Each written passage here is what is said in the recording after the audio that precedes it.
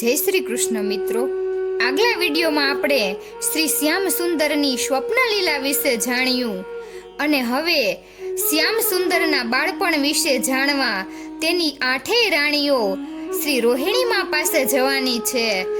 તો આજે જાણીશું શ્રી રોહિણીમાની દૂરંદેશી. જાણે કોઈ દેવી શક્તિ મદદ ન કરતી હોય તેમ રાણીઓની ઈચ્છાનુસાર જ સંજોગો સાનુકૂળ થયા.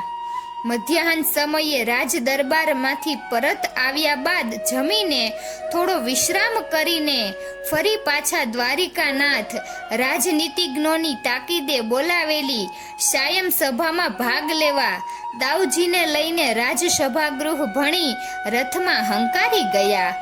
પોતપોતાની દાસીઓ મારફતે આ સમાચાર પ્રાપ્ત થતાં જ સાતે રાણીઓ ઝડપથી વસ્ત્ર પરિધાન કરીને તૈયાર થઈ ગઈ અને રૂકમણીજીના આવાસે આવી ગઈ. મોટે ભાગે ધાર્મિક, રાજકીય કે કૌટુંબિક પ્રસંગ વિના ભાગ્યે જ સમૂહમાં બહાર નીકળતી ભગવાન શ્રી કૃષ્ણની આઠેય રાણીઓને આજે ઓચિંતી આમ એક સાથે માતૃ પિતૃ ભવન તરફ જતી જોઈને રાણીઓની અંગત સેવિકાઓને જ નહીં, રાજમહાલયના સૌ કર્મચારીઓને પણ ભારે આશ્ચર્ય થયું અને સવિશેષ નવાઈ તો એ લાગી કે સ્વસુર શ્રી વસુદેવજી અને સ્વશ્રુ શ્રી દેવકી મા પાસે ન જતા આ સૌ તો શ્રી બલરામ ભવનના પ્રાંગણમાં પ્રવેશી અને સીધી જે કક્ષમાં જ્યેષ્ઠ માતેશ્વરી રોહિણીમાં નિવાસ કરતા હતા તે તરફ આગળ વધી. યોગાનુયોગે મહાભારતના યુદ્ધ પશ્ચાત હસ્તિનાપુરથી શ્રી કૃષ્ણ ભગિની સુભદ્રાજી અભિમન્યુનો શોક મૂકવા પિયર આવ્યા હતા અને આમ તો એમનો મુકામ વસુદેવ દેવકીના આવાસમાં જ હતો, પરંતુ હસ્તિનાપુર જતા પહેલા 2-4 દિવસ નિરાંતે મોટાબા રોહિણી દેવીના સાનિધ્યમાં ગાળવા અને થોડો વાત વિસામો કરવા તેઓ ગઈકાલથી આ ભવનમાં રહેવા આવ્યા હતા. અત્યારે માં દીકરી સુખ દુઃખની વાતો જ કરતા હતા ત્યાં દાસીએ સમાચાર આપ્યા એટલે સુભદ્રા ઊભા થઈ ગયા. મોટા ભાભી રૂક્ષ્મણીજી સાથે અન્ય 7 ભાભીઓને આમ સમૂહમાં અત્રે પધારેલ જોઈ સાનંદાશ્ચર્ય અનુભવતા સુભદ્રાજીએ સામે જઈને સૌનું ભાવભીનું સ્વાગત કર્યું. સૌએ ક્રમશઃ માતેશ્વરી રોહિણી દેવીનો ચરણ સ્પર્શ કરી અખંડ સૌભાગ્યવતી ભવના આશીર્વાદ મેળવ્યા અને માતૃશ્રીની આજ્ઞા થતા આસન ગ્રહણ કર્યું. કોઈ દિવસ નહીં ને આજે આઠેય પુત્ર વધુઓ સાથે મળીને પોતાની પાસે આવી છે એ જોઈને વ્યવહાર કુશળ રોહિણીમાં સમજી ગયા કે મામલો કંઈક ગંભીર લાગે છે. અધૂરામાં પૂરું આખી રાતનો લગભગ ઉજાગરો જ થયો હોવાથી સૌના વદન અને આંખો પણ એ વાતની ચાડી ખાતા હતા કે કંઈક અસામાન્ય બની ગયું છે. પરંતુ પ્રેમાળ રોહિણી માએ મૌન રહેવામાં જ ડાહપણ સમજીને ચૂપચાપ સૌના વદન પરના ભાવ નિરખવા માંડ્યા. થોડી વાર એવી ચૂપકીદી છવાઈ ગઈ કે વાતાવરણ ભારે ખમ થઈ ગયું. સુભદ્રાથી આ ખામોશી સહન ન થઈ, કેમ કે મહાભારતના યુદ્ધની સમાપ્તિ બાદ હસ્તિનાપુરના રાજમહેલમાં છવાઈ ગયેલી નિસ્તબ્ધતાએ એમના મનની શાંતિ હણી લીધી હતી. સહેજ પણ ઉદાસીનતા કે ગમગીની તેનામાંથી હવે જીરવાતી ન હતી. ખાસ કરીને ભૈયા શ્રી કૃષ્ણ સાથે સંબંધ ધરાવતી કોઈ પણ વાતમાં તો હરગીજ નહીં. સુભદ્રા તો બાળપણથી પોતાના ભ્રાતા શ્રી કૃષ્ણની આરાધક હતી. પોતાના અને પોતાના શ્વશુર પક્ષના હિત કલ્યાણ ખાતર જ્યેષ્ઠ બંધુએ કેટલું સહન કર્યું હતું, કેટલી ચમત્કારિક સહાય કરી હતી અને છેલ્લે મહાભારતના યુદ્ધમાં પોતાના પતિ અર્જુનના સારથી બનીને જે અભૂતપૂર્વ ઇતિહાસ સર્જ્યો હતો તેની એ સાંધત સાક્ષી હતી. પોતાના માડી જાયા લાડીલા શ્યામ સુંદરની વિરુદ્ધ કોઈ એક સહેજ પણ ફરિયાદ કરે તો એ સાંખી લેવાની એની પ્રકૃતિ જ ન હતી. તેથી કદાચ આજે આ બધી ભાભીઓ સંપ કરીને રોહિણીમાં સમક્ષ ભાઈના સંદર્ભે કોઈ ફરિયાદ કરવા તો આવી નથી ને, એવી મનમાં આશંકા થતા કંઈ પણ કહે તે પહેલા અધીરાઈથી તેણે જ જ્યેષ્ઠ ભાભીશ્રીઓનો હાથ પકડીને પૂછ્યું, રૂકમણી ભાભી, શું થયું છે? કેમ તમારા સૌના મોં આમ પડી ગયેલા જણાય છે? બધું ક્ષેમ કુશળ તો છે ને? હતી એટલી હિંમત એકઠી કરીને રૂકમણીજી બોલ્યા, સૌ સારા વાના છે, બધા ક્ષેમ કુશળ છીએ બહેનજી, કોઈ ચિંતાની વાત નથી, ફરિયાદ પણ નથી ને દુઃખ પણ નથી. તમે જીવ ઊંચો કર્યા વિના શાંતિથી બેસો. આ તો અમે 2-4 દિવસથી વિચારતા હતા કે તમે હસ્તિનાપુર પાછા જાઓ એ પહેલા મહાભારતના યુદ્ધની અને ત્યાં બનેલા ઘણા ચમત્કારિક પ્રસંગોની વાતો તમારા સ્વમુખે સાંભળીને અમે પણ આ માનવ અવતાર કૃતકૃત્ય કરીએ. આજે સમય મળ્યો અને ત્યારે તપાસ કરાવી તો જાણવા મળ્યું કે તમે તો પૂજ્ય મોટાબાના આવાસે રહેવા આવ્યા છો. ઘણા સમયથી પૂજ્ય માતેશ્વરીને પણ મળાયું ન હતું, તેથી નક્કી કર્યું કે ચાલો એક પંથ બે કામ, આ બંનેના દર્શનનો ને વાણીનો આજે લાભ લઈએ. રૂકમણીથી વધારે જૂઠું ન બોલાયું. સુભદ્રાએ રોહિણીમાં સામે જોયું. આંખના ઈશારે માં દીકરી એકબીજાને જાણે કંઈ કહી રહ્યા હતા કે આ તો કેવળ બહાનું છે. મળવા કે ખબર અંતર પૂછવા આવવું હોય તો એકલ દોકલ ક્યાં નથી અવાતું.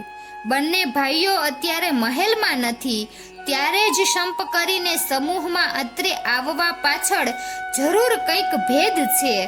થોડી ક્ષણો એમને એમ પસાર થઈ ગઈ. થોડીક ઔપચારિક વાતચીત થઈ પણ ખરી, એ તો ઉપર છલી.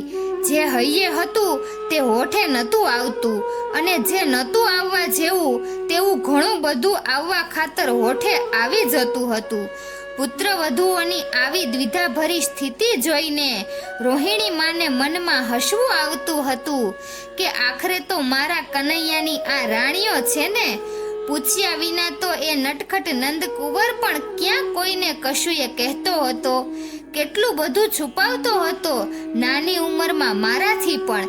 રોહિણી માને બાલ મુકુંદની યાદ આવી ગઈ અને કોઈ જાણે એમનું ચિત્ત પ્રસન્નતાથી ભરાઈ ગયું. હવે વધુ વિલંબ ન કરતા એમણે સીધું સત્યભામાને જ પ્રેમથી પૂછી નાખ્યું, બોલ બેટા, સાચું કહી દે, માં પાસે હૈયાની કઈ વેદના ઠાલવવા આવી છે? સાસુ વહુને બેટા કહે અને પોતે સાસુ નથી માં છે એવી લાગણીથી જો વાત કરે તો સંસારની કઈ વહુ એવી હોય કે જે આવી પ્રેમાળ સાસુ સમક્ષ પોતાના દિલની વાત કહેતા સંકોચ રાખે? અને એમાંય આ તો ભગવાન શ્રી કૃષ્ણની જનેતા તુલ્ય વાત્સલ્ય મૂર્તિ રોહિણીમાં આગળ દિલનો ઉભરો ઠાલવવાનો હતો. પછી વાસુદેવની કઈ પત્નીની હિંમત હતી કે જૂઠું બોલે યા કોઈ વાત પેટમાં રાખે? એક અછડતી નજર સાતેય પત્નીઓના મ્લાન મુખારવિંદ પર ફેરવી લઈને સ્પષ્ટ વક્તાને સત્ય વક્તા સત્યભામાએ જરા પણ શરમાયા સંકોચાયા વગર ગઈકાલ રાત્રે રૂકમણી ભવનના શયન કક્ષમાં જે ઘટના બની હતી તે અક્ષરશઃ કહી સંભળાવી અને જાણે સૌના વતી વિનંતી કરતી હોય તે ભાવમાં 2 હાથ જોડીને વિનમ્ર ભાવે બોલી, માં, અમારે બીજું તો કાંઈ જાણવાની જિજ્ઞાસા નથી અને પ્રભુ સામે કોઈ ફરિયાદ પણ નથી. આપ તો અમને અમારા કરતાંય વધારે નિકટથી ઓળખો છો. એટલું જ નહીં, વ્રજભૂમિની બાળલીલાઓમાંથી માંડી છેક આજની ઘડી સુધીની એમની અજોડ ગતિવિધિના આપ નિરંતર સાક્ષી રહ્યા છો. માં, આપનાથી તો કશું જ અજાણ્યું નથી ને અજ્ઞાત પણ નથી. તેથી અવિવેક થતો હોય યા મર્યાદા લોપ થતો હોય તો માં દીકરીને ક્ષમા આપે એ રીતે અમને માફ કરીને અમારા પર દયા કરજો. અમારા મનમાં જે જિજ્ઞાસા જાગૃત થઈ છે તેને સંતોષવાની કૃપા આપના સિવાય બીજું કોઈ કરી શકે એમ નથી. માં, અને તેથી જ અમે સીધા આપના શરણે આવ્યા છીએ. સત્યભામા આટલું બોલીને અટકી ગઈ. એના સૂરમાં સૂર પરોવવા સૌ રાણીઓએ 2 કર જોડી મસ્તક નમાવ્યું. સત્યભામાની વિનમ્રતા અને અન્ય રાણીઓનો આદરયુક્ત વિનય જોઈને અત્યંત પ્રસન્ન થયેલા રોહિણીમાં બોલ્યા, એમાં શરમાવાની કે સંકોચ રાખવાની કોઈ જરૂર નથી. તમારા મનમાં જે કંઈ જાણવાની જિજ્ઞાસા હોય તે રજૂ કરો. હું જેટલું જાણતી હોઈશ તેટલું જરૂર કહીશ. હવે સમય બગાડ્યા વિના જલ્દી પૂછો, તમારે જે પૂછવું હોય તે.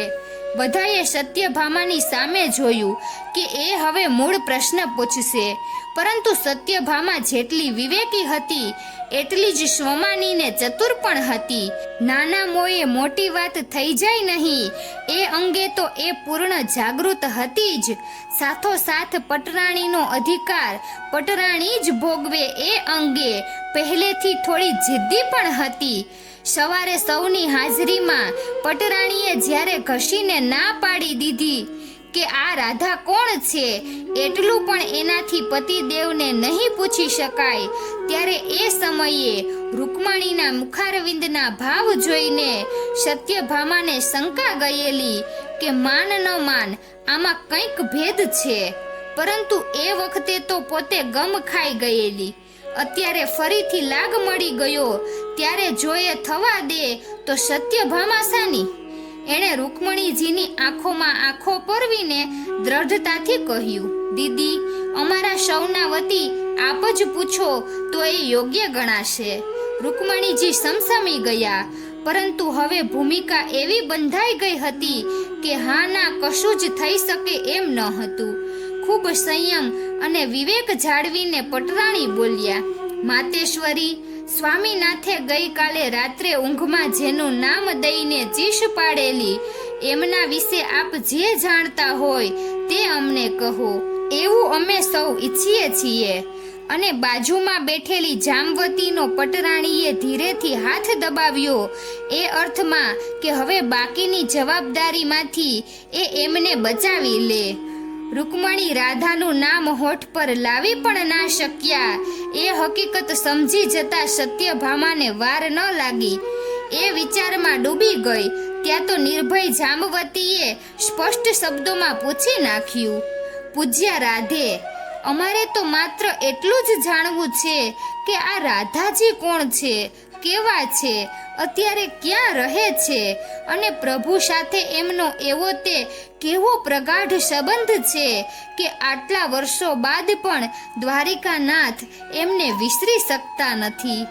જામવતીના એકાએક શબ્દના રણકારથી કક્ષની દિવાલો ગુંજી ઉઠી. હવે પૂજ્ય રોહિણી દેવી શું કહે છે તે સાંભળવા સૌ અપલક નયને અને અત્યંત ઉત્કંઠાથી એમની સામે તાકી રહ્યા.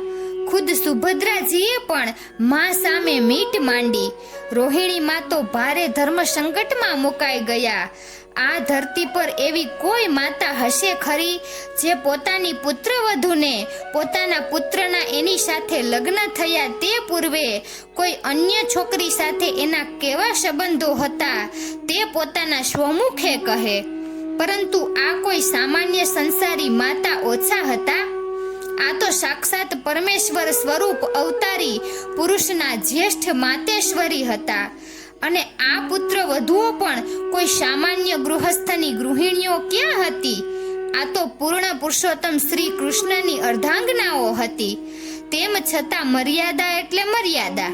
આર્યાવર્તની સાંસ્કૃતિક પરંપરા મુજબ માં અને પુત્ર વચ્ચે, બાપ અને દીકરી વચ્ચે, ભાઈ અને બહેન વચ્ચે તથા સાસુ અને પુત્રવધુ વચ્ચે અમુક પ્રકારની વાતચીત કે અમુક પ્રકારના મુદ્દા પર વાદ વિવાદ તો ન જ થાય એ શાસ્ત્રોક્ત નિષેધ આ માનવ દેહધારી દિવ્યાત્માઓને પણ નડે તો ખરો જ ને. અને તેથી ચતુર શિરોમણી સત્યભામાએ વિવેકપૂર્વક બાંધેલી ભૂમિકા પર રૂકમણીજીએ વિચાર બીજ વાવ્યું. તેને આખા બોલી જામવતીએ પોતાના વાણી પ્રવાહથી જ્યારે પ્રજ્વલિત કરીને મૂકી દીધું, ત્યારે હવે શું કરવું એની દ્વિધામાં પડી ગયેલા રોહિણીમાએ આંખો બંધ કરી દઈને ગહન વિચાર સાગરમાં ડૂબકી મારી. પહેલા તો એમના મનમાં થોડું દુઃખ થયું કે યાદવેન્દ્ર શ્રી કૃષ્ણની રાણીઓ પણ શું માનવ વસ્ત્રી સહજ શંકા, ઈર્ષા, અસૂયાથી વિમુક્ત નથી? પરંતુ જામવતીની નિર્ભય વાણીમાંથી પ્રગટતો શ્રી રાધાજી પ્રત્યેનો ભારોભાર સન્માન ભાવ અને રૂકમણીના ચહેરા પરના જિજ્ઞાસા સૂચક નિર્દોષ ભાવ જોઈને એમનું આ દુઃખ અદ્રશ્ય થઈ જતા વાર ન લાગી. હવે તો પ્રશ્ન એ ઉપસ્થિત થયો કે આ ધર્મ સંકટમાંથી બચવું શી રીતે? ખૂબ વિચાર્યું, પરંતુ કાંઈ સૂઝ્યું નહીં.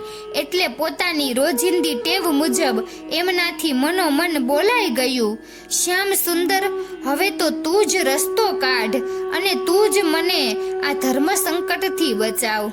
અને જ્યાં માએ લાલાને યાદ કર્યો, એનું નામ સ્મરણ કર્યું કે તરત યોગ માયાના પ્રભાવે કરીને કે કોઈ દેવી સ્ફુરણાથી રોહિણી માના માતૃ હૃદયમાં દિવ્ય કલ્પનાનો આવિર્ભાવ થયો કે કેમ જાણ્યું મારા કાનુડાની જ આ કોઈ લીલા માયા નહીં હોય ને?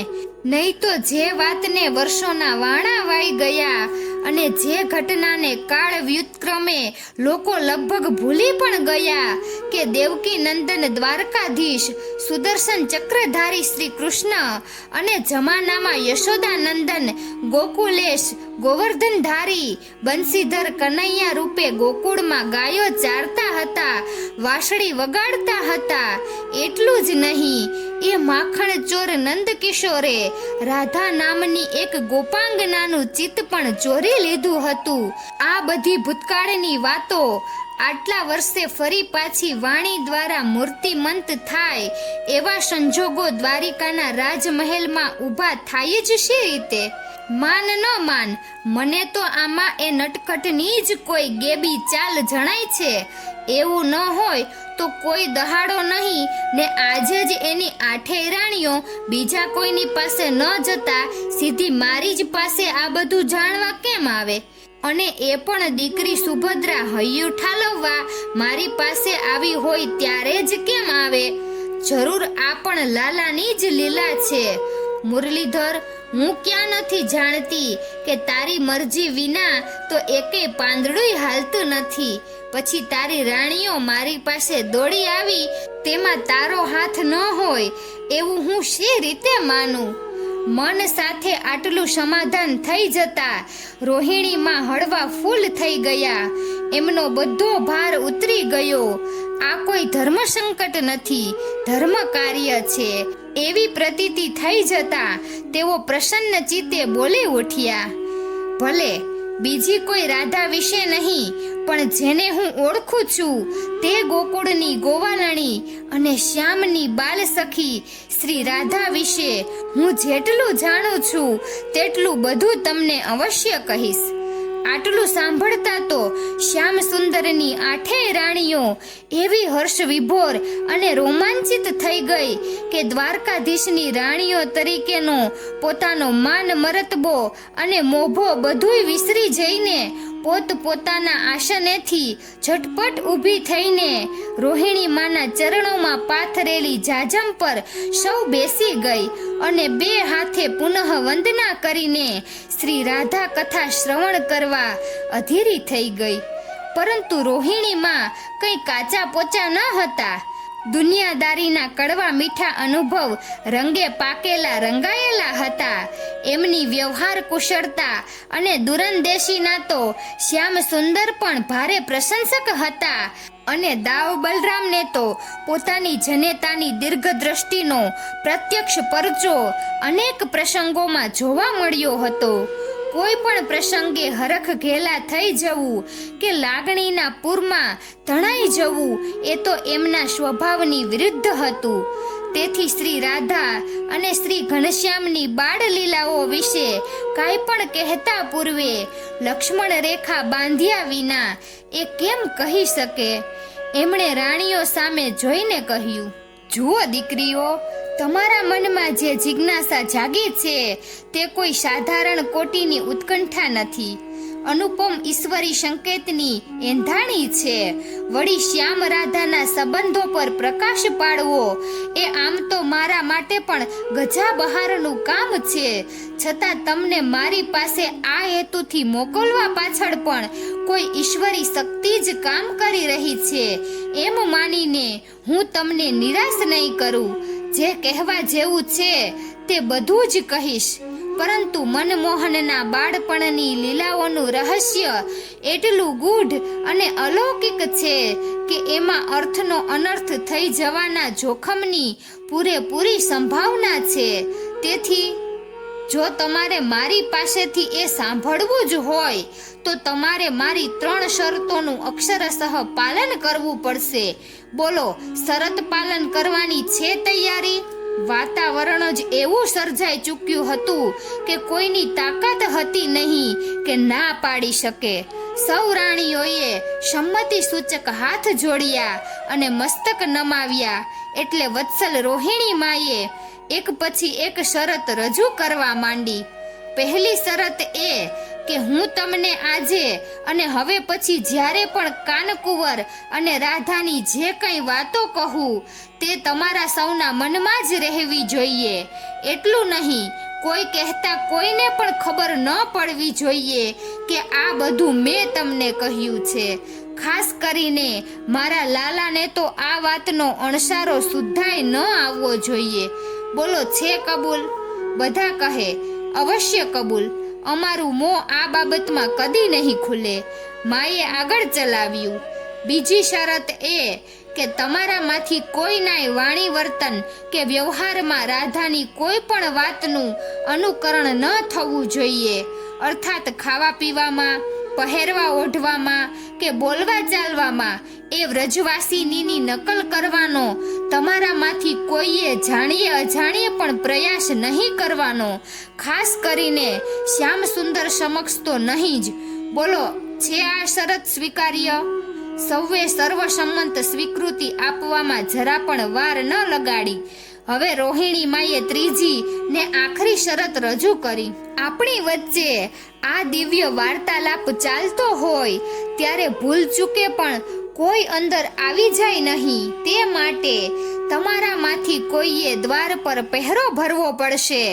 પહેરો એટલે એવો કડક ને અટલ પહેરો કે કદાચ દુર્વાસા મુનિ આવે કે દેવર્ષિ નારદ, દાવ આવે કે ખુદ શ્રી કૃષ્ણ એ બહાર જ ઊભા રહે યા બહારથી જ વિદાય થઈ જાય તેવી તકેદારી રાખવી પડશે.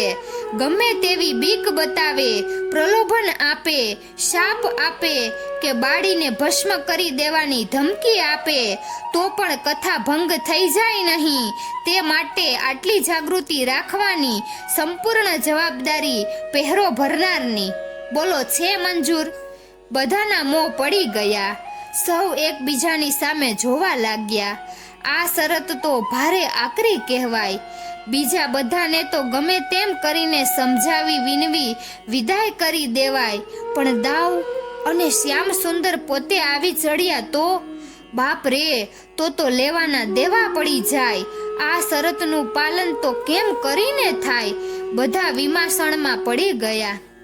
અત્યાર સુધી ખૂબ રસપૂર્વક માતા અને ભાભીઓ વચ્ચેની વાતચીત સાંભળી રહેલા સુભદ્રાથી હવે વચ્ચે બોલ્યા વિના ન રહેવાયું. બા, આપણા જ ઘરમાં દ્વાર પર પહેરો ભરવાની કોઈ જરૂર ખરી? ઓચિંતું કોઈ આવી જાય તો તમે બોલવાનું બંધ કરી દેજો ને એમના ગયા પછી આગળ ચલાવજો. તમે ભૂલી જશો તો અમે યાદ કરી આપીશું કે તમે ક્યાંથી અટકી ગયા હતા. બાકી તમારી આ શરત મુજબ તો જે દ્વારે પહેરો ભરવા ઊભું રહે એને તો તમારી વાતો સાંભળવાનો લાવો ન જ મળે ને. રોહિણી માએ પુત્રી સુભદ્રાના ખભે હાથ મૂકીને પ્રેમથી કહ્યું, બેટા, આ કઈ મનોરંજન માટેની સામાન્ય કથા વાર્તા નથી કે કોઈ એવા સાધારણ પ્રસંગોનું વર્ણન નથી કે અધવચ્ચે બંધ કરી દેવાય. આ તો અનુપમ, અસાધારણ અને અદ્ભુત લીલાઓની ઝાંખી કરાવવાની છે. આ કામ કેટલું કપરું ને જોખમી છે એનો તમને કોઈને ખ્યાલ નથી, પણ મને તો છે. કેમ કે પૂર્વે એકવાર મને આ બાબતનો કડવો અનુભવ થઈ ચૂક્યો છે અને તેથી જ સમય સૂચકતા વાપરીને હું કહું છું કે દ્વાર પર પહેરો ભરવો તદ્દન આવશ્યક છે. આટલું બોલતા બોલતા તો રોહિણી માના ચક્ષુ આપોઆપ બીડાઈ ગયા. સૌ આશ્ચર્યમાં પડી ગયા. સુભદ્રાએ હિંમતથી માતાનો ચરણ સ્પર્શ કરીને પૂછ્યું, એનો અર્થ એ થયો માં કે આપે પૂર્વે આ વાત ક્ષમા કરજો. આ લીલા કથા કોઈને કહી છે ખરી? નેત્ર ખોલી રોહિણીમાં વધ્યા. હા દીકરા, એ જ્યારે કહી ત્યારે તારો તો જન્મ પણ નહોતો થયો. લાલો નંદ યશોદાને ત્યાં વ્રજમાં હતો અને એના જનક જનેતા વસુદેવજી અને દેવકીજી કંસના કારાગૃહમાં નજરકેદ હતા. ત્યારે હું અમુક દિવસોના અંતરે એમને મળવા માટે નંદગાંવથી અચૂક આવજા કરતી અને ત્યારે પુત્ર વિયોગમાં રાત દિવસ રોતી તડપતી બહેન દેવકીના હૈયાની વેદના વ્યાકુળતા મારાથી જોયા જતા ન હતા. તેથી એને આશ્વાસન આપવા, એના હૈયાનો બોજ હળવો કરવા હું એને કાનુડાના અનેક પરાક્રમોની અને અદ્ભુત લીલાઓની કથા કલાકોના કલાકો સુધી કહેતી હતી. એ દિવસો જ એવા દુઃખના હતા કે કાળા વાદળની આશા રૂપી રૂપેરી કિનાર જેવી આ લીલા કથાઓ કહેતા કહેતા હું ખુદ એવા ભાવાવેશમાં આવી જતી કે મને ભાન ન રહેતું કે આ કાળમુખા કંસનું કારાગૃહ છે અને બહેન દેવકીની દશા તો સાવ વિચિત્ર. એના પ્રાણ પ્યારા કનૈયાના પરાક્રમો સાંભળતા વેત એને તો ભાવ સમાધિ લાગી જતી અને ત્યારે સુડી વચ્ચે સોપારી જેવી કફોટી હાલત તારા બાપુની થઈ જતી. એક બાજુ અમને બંનેને આ સુખ સાગરમાં સમાધિસ્થ રાખવાના ને બીજી બાજુ કોઈ ઓચિંતું આવી ન જાય તે જોવા વારંવાર દરવાજે નજર રાખવાની. છતાં અભાગણી દેવકીના આત્માની શાંતિ માટે તેઓ કાયમ આ કડવી ફરજ બજાવતા ને કાળ કોટડીના દરવાજે ઊભા રહીને ચોકી પહેરો ભરતા. પરંતુ એકવાર એવી મુશ્કેલી થઈ કે જેની સજા રૂપે મારું કારાગૃહે જવા આવવાનું સદાને માટે બંધ થઈ ગયું. સૌને અદ્ભુત રસ પડ્યો હતો. માં રોહિણી તો એમની સદાની ટેવ મુજબ આંખો બંધ કરીને બોલ્યે જતા હતા. તે આટલે આવીને અટકી ગયા. સુભદ્રાની ધીરજ ખૂટી ગઈ. એ એકદમ બોલી ઉઠી, બા, એ બા, કહો ને, એવું તે શું થયેલું કે તમારી આવન જાવન પર પ્રતિબંધ મુકાઈ ગયો? રોહિણી માએ નયન મીચેલા જ રાખીને કહેવા માંડ્યું. કનૈયાએ યમુનાના ધરામાં કૂદી પડીને કાળી નાગને કેવી રીતે નાથ્યો એ આખી ઘટનાનો આંખે દેખ્યો અહેવાલ હું જ્યારે કારાગૃહમાં બહેન દેવકીને આપી રહી હતી ત્યારે આ અભૂતપૂર્વ પ્રસંગ સાંભળીને ગદગદ થઈ ગયેલા તારા પિતાશ્રી અમારી પાસે આવીને બેસી ગયા. નાગની ફણા પર નૃત્ય કર્યા બાદ ત્રિભંગ કરીને ઊભેલા કાનુડાએ એવી મોરલી વગાડી કે મૂર્છિત થઈ ગયેલા યશોદા, રાધા વગેરે સૌ પુનઃ હોશમાં આવી ગયા. એ પ્રસંગ જ્યારે મેં કહેવા માંડ્યો ત્યારે તો તારા બાપુને પણ ભાવ સમાધિ લાગી ગઈ. આનંદના અતિરેકમાં દેવકી તો ખ્યારનીએ અર્ધ બેભાન જેવી બની ગઈ હતી અને મારી ટેવ મુજબ આંખો બંધ કરીને એ આખાય પ્રસંગનું દિલચસ્પ વર્ણન કરી રહેલી મને સહજ પણ ખ્યાલ ન રહ્યો કે તારો મામો કંસ ક્યારનોય ત્યાં ઊભો આ બધું સાંભળી રહ્યો હતો. જ્યારે મેં એમ કહ્યું કે યમુના કિનારે એકત્રિત થયેલા સેંકડો નરનારીઓએ કૃષ્ણ કનૈયા લાલની જયના ગગનભેદી નારા લગાવી ભગવાન સ્વરૂપ શ્યામ સુંદરને પુષ્પોથી વધાવી લીધા. ત્યારે ગુસ્સાથી લાલ પીળા થઈ ગયેલા તારા મામાએ એકદમ ત્રાડ પાડીને પગ પછાડ્યો અને ત્યારે જ મને ખ્યાલ આવ્યો કે લાગણીના પૂરમાં તણાઈ જઈને મેં કનૈયાના માથે કેટલું મોટું જોખમ ઊભું કરી નાખ્યું. તારા બા બાપુ તો પાંદડાની જેમ થરથર ધ્રુજતા હતા જ્યારે એ મારો ભાઈ હાથ પકડીને મને કોટડીની બહાર ધકેલી રહ્યો હતો અને ફરી કદી પણ અહીં પગ ન મૂકવાનું ફરમાન છોડી રહ્યો હતો. સુભદ્રા, એ રાત્રે નંદગાંવ ગયા પછી હું કઈ રડી છું. રામ અને શ્યામ બંનેના સોગંધ ખાઈને એ રાત જ મેં પ્રતિજ્ઞા લીધી કે આજે જેવી ભૂલ કરી તેવી ભૂલ જિંદગીમાં ફરી ક્યારેય ન કરવી. બસ આ મારી દ્રઢ પ્રતિજ્ઞા છે. હું મારી પ્રતિજ્ઞાનું પાલન કરી શકું તે માટે તમારે મારી આ શરતનું પાલન કરવું જ પડશે. એમાં કાંઈ બાંધછોડ નહીં ચાલે. આટલું કહેતા કહેતા ઊભા થઈ ગયેલા રોહિણીમાં જલપાન કરવા અને ભોજન ગૃહની સેવિકાને કંઈક સૂચના આપવા કક્ષની બહાર ચાલ્યા ગયા. ત્રીજી શરત માટેનો માતૃશ્રીનો અત્યાગ્રહ જોઈને સૌ ભારે ચિંતામાં ને દ્વિધામાં પડી ગયા. પહેલી ને બીજી શરતમાં તો કાંઈ ખાસ જોખમ જેવું ન હતું. થોડો સંયમ અને થોડી સમય સૂચકતા વાપરવાનો પ્રશ્ન હતો, જે શ્રી કૃષ્ણની રાણીઓ માટે સરળ અને શક્ય હતું. પરંતુ આ ત્રીજી શરત પાડવામાં તો સૌએ 100%નું જોખમ હતું. એટલું જ નહીં, પતિદ્રોહ અને વિશ્વાસઘાતનું પાપ પણ લાગી જવાની ભીતિ હતી. ઘડીભર તો સૌને એમ જ થઈ ગયું કે ચતુર શિરોમણી રોહિણી દેવીએ ટાઢા પાણીએ ખસ કાઢી નાખી. શ્યામ સુંદર અને રાધિકાના સંબંધો જાહેર કરવાની સ્પષ્ટ ના પાડવા જેટલી કઠોરતા એ બતાવી શકે એમ ન હતા. તેથી આ ત્રીજી શરત એવી મૂકી કે સાપ મરે પણ નહીં ને લાકડી ભાંગે પણ નહીં. આઠેય રાણીઓના મોં જોવા જેવા થઈ ગયા. અંદરો અંદર ચર્ચા કરવાનો સમય જ ન હતો અને એ ઉચિત પણ ન હતું. તેથી ચાલો પતી ગયું મનની મનમાં રહી ગઈ એવા નિરાશાવાદી મનોભાવથી કશું પણ બોલ્યા વિના સૌ નીચું જોઈને બેસી રહ્યા હતા. એટલું જ નહીં, ચાલો ઉઠીશું હવે એવી કોઈ કહે તો તરત ઊભા થઈ જવાની માનસિક તૈયારી સાથે સૌ ચૂપ હતા. ત્યાં રોહિણીમાં પાછા આવી ગયા ને પોતાના આસન પર બિરાજ્યા.